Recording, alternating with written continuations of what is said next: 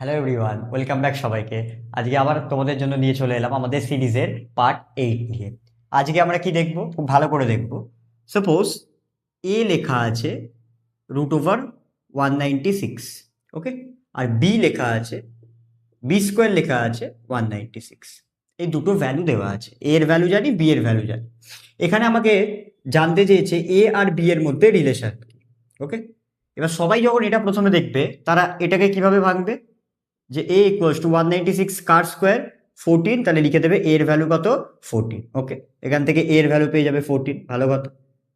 এটাকে যখনই ভাঙবে সবাই বলবে এটাও তো সেম লেখা আছে, স্কোয়ারটা যদি ওদিকে চলে যায় তাহলে আমরা কি জানি যে b ইকুয়ালস টু √196, তাহলে b এর ভ্যালু কত হবে 14।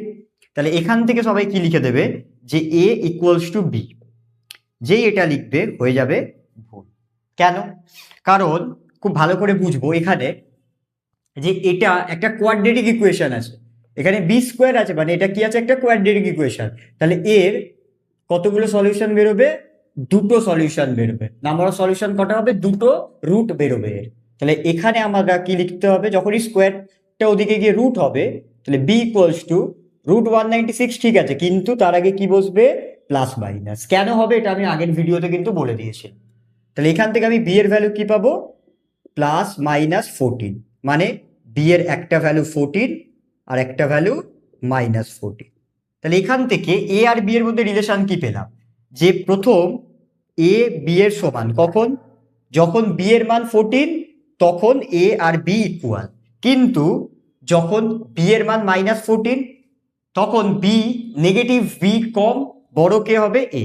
তাহলে তখন আমরা কি লিখতে পারি, বি লেস দেন এ। বি কি হবে, ছোট, কারণ বি এর ভ্যালু -14 আর এর ভ্যালু 14। তাহলে এই দুটোকেই আমরা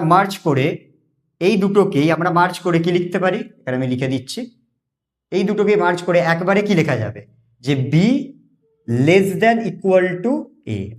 বি আর এর মধ্যে রিলেশন কি, বি এর থেকে ছোট কখন, যখন বি এর ভ্যালু -14, আর বি এর ইকুয়াল কখন, যখন বি এর ভ্যালু 14। কি বললাম, বোঝা গেল?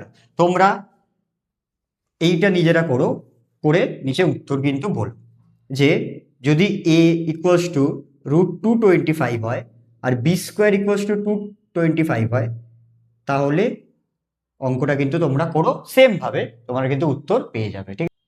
ততক্ষণ এই ভুলগুলো ভালো করে দেখতে থেকো, যাতে এই ভুলগুলো আর না হয়, তাহলেই তোমাদের অঙ্ক কিন্তু ঠিক হবে। ওম নমঃ শিবায়।